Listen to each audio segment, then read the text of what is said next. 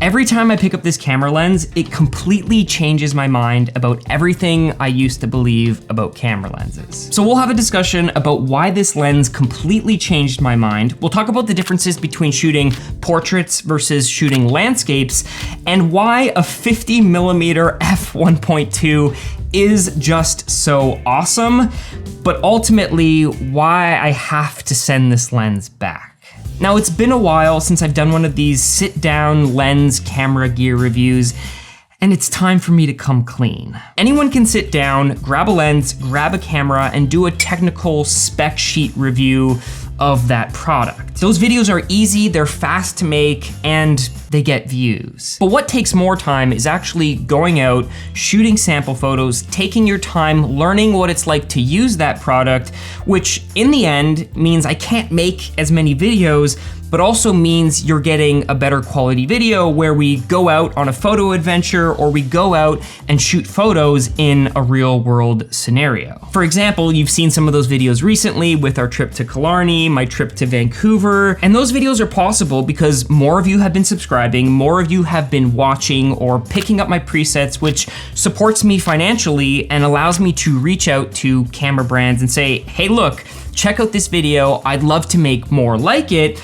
and then those companies are willing to send me gear or loan me gear to make more videos like this. It also means I have more freedom to create lists of recommended camera gear, which are of course down in the description, or take more time with that product to shoot it in a wider variety of scenarios. Like with this lens, we were able to shoot it in the city, we were able to shoot some portraits, some landscapes. I went to the West Coast to shoot with this lens, and this helps add to the quality of the review rather than me sitting here at my desk shooting photos of the Pink Panther back there. And if you like those style of real world shooting and photo adventures, stay tuned because we've got even more of them coming up in the fall. So big thanks to all of you who are watching the videos and supporting. It really does mean a lot to me.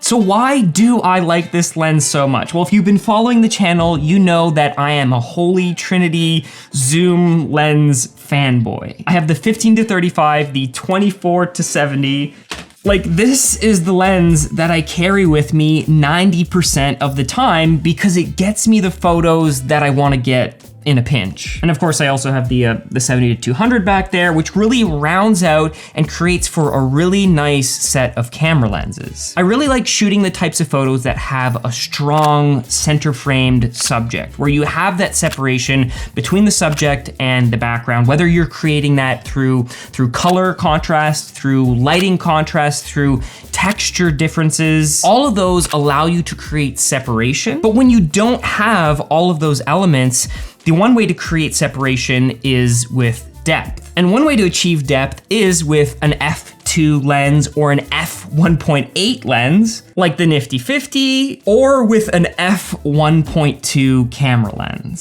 Seeing how much depth you can get out of this lens has really made me consider using prime lenses. Now, sometimes you don't need f1.2. For example, with the 50 1.8, a lot of you probably have this lens or have thought about getting this lens because it is just so cheap. But I'll talk more about this guy compared to this guy closer to the end of the video. Now, when we're comparing portraits versus landscapes, for the types of photos where you have that really strong subject, or you have an object or a person in your frame, having an f1.2 really does make a massive difference. For landscapes though, that f1.2 is not gonna be as noticeable, and I find a lot of the time you can get away with an f2.8 or even an f4 lens for shooting in those types of scenarios. In fact, for this shot, I shot it with the 50mm f1.2, but at f8 so that I could have more sharpness and more clarity in my photo. But then literally 5 minutes from shooting this photo, I turned around and shot this photo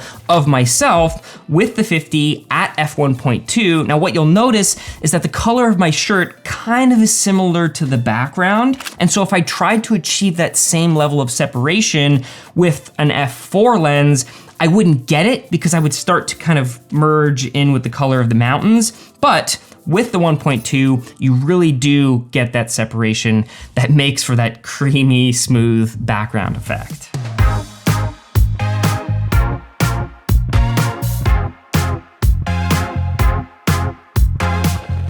Okay, so 50mm 1.2 for landscape photography. It's one of those lenses that's kind of in between. For landscape photography, I either like to do like really wide, 24mm, 35mm, or go super tight, so like 70, 135, 200, so you can get those really far away mountain shots.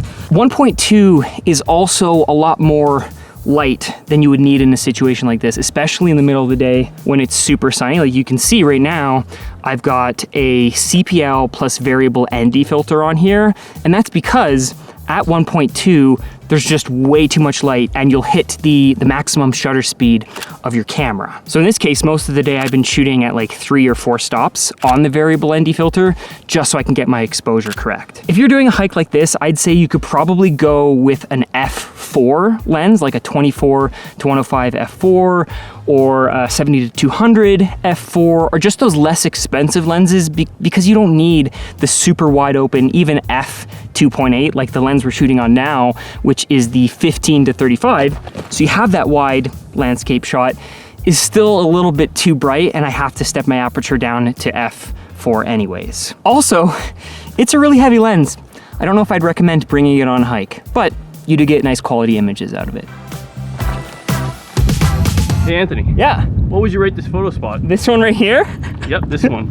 How about you tell me? This is my cousin Julian. He is a Vancouver native. What would you rate this photo spot? Well, you get a great view of the mountains here. Check. Of the glaciers especially. Glaciers over there. Of course, the mountain backdrop over here, you have some interesting terrain with all the rocks. So we got a nice variety. We've got rocks, we've got some reddish, greenish tones over there. The lake that you just saw that we were in front of. And in terms of difficulty, what would you say? So this is the high note, half note trail. 5 out of 10. So not too difficult, not like Grouse Grind. Grouse Grind. Don't do that one. Sea to Summit, is that the one we did last time? Yeah. That's like an 8. This one's like a 5. Manageable, good shoes, and as long as you got the spirit to do it, I think we're good. 5 out of 10? 5 out of 10 because it's like a planet and I don't like it. The funny thing about this is last time we came to Vancouver, we did the Sea to Summit you can take the gondola up, but we didn't take the gondola. We actually walked up, and it was like a kilometer of elevation game. You go like up and down. Every time we come out here, it's always my fault that I made my sisters do the hard hike. We kind of laugh about it. You don't tell us that it's hard until we're in it, and then we're like, we have to just go through it. We've done Bruce Peninsula. That was easy. What else did we do? The portaging for 10,000 kilometers. Portaging is difficult. You don't get too much portaging, I feel like, in Vancouver, but in Ontario, definitely. So this one, not too bad.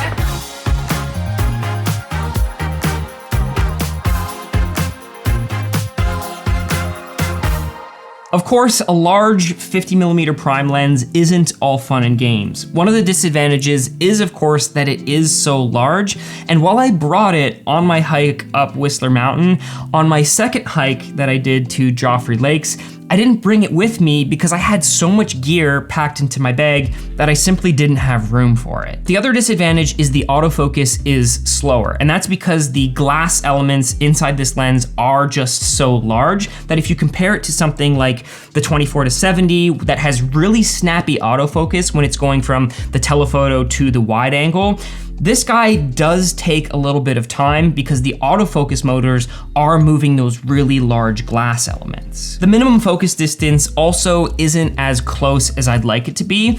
On the 50 1.8, it's actually 30 centimeters or about a foot. On the 50 1.2, it's 40 centimeters, which means you won't be able to focus to subjects as close as you would on the cheaper 50mm. Neither of these lenses has image stabilization. With the 1.2, I didn't find that to be a problem because we had all of that light available. I was able to shoot at a really fast shutter speed and freeze any of the motion that I wanted to capture. Now, if you're shooting video, that might be a different story, but personally, for photos, this lens absolutely rocks. The bokeh does turn to cat's eyes at the corners of the photos, which is something that tends to happen in a lot of telephoto lenses or lenses that have that really low aperture. It was so fun to just pick up a lens, like shoot a typical standard subject that I would with one of my other lenses, but then just get that depth of field or that really shallow depth of field and that blurry out of focus background that you wouldn't typically get with something like a kit lens. Is the trade-off worth it? Okay. is what we're trying to get at. Here's the big thing that most people don't, well, they realize, but they don't realize, and I'm gonna explain this in a way that might blow your mind. This is 1.2, this is 1.8. On paper, it sounds like not that big of a difference, but between 1.8 and 1.2, that's one full stop of light. One full stop.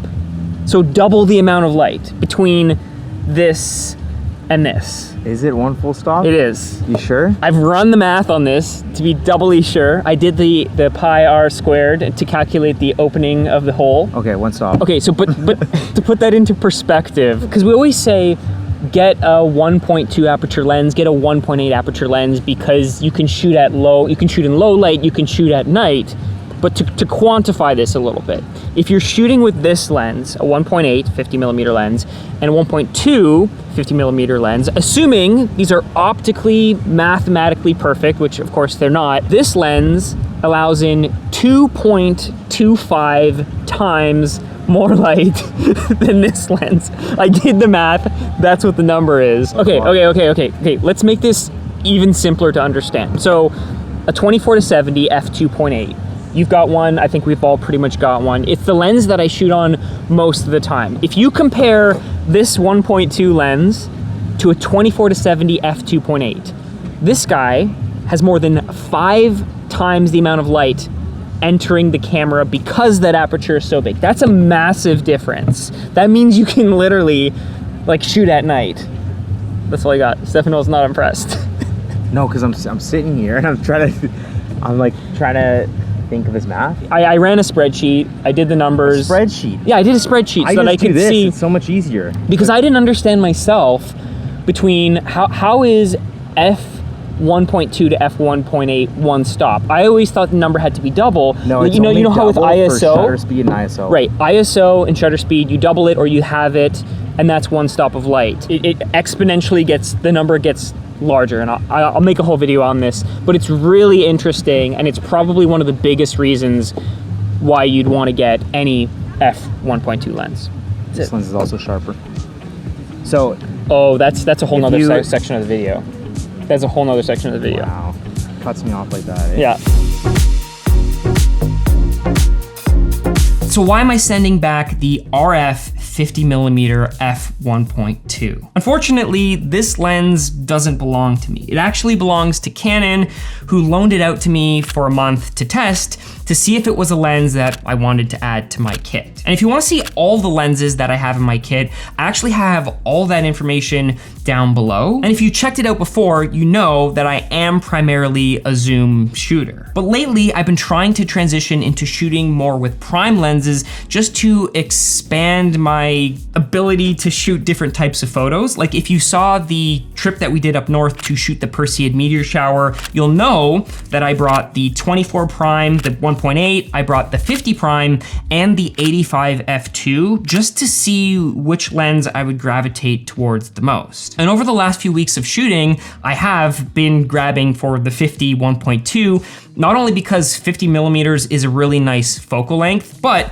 the quality of the images that you can get at f1.2 and the versatility that comes with having that really wide aperture has been really fun to experiment with, just to see all the types of photos that I can get. But I don't know if it's a lens that I'm gonna buy. The reason for that is I tend to be more of a 35mm shooter, and one of the lenses that Canon hasn't made yet is a 35 1.4 or a 35 1.2, an L series 35mm lens that kind of is that perfect all-around lens to shoot with. And if you wanna know why I think a 35mm lens is just so great, you can actually check out this video here.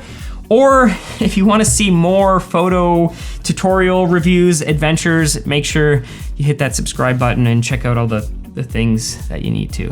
And until the next one, go shoot photos.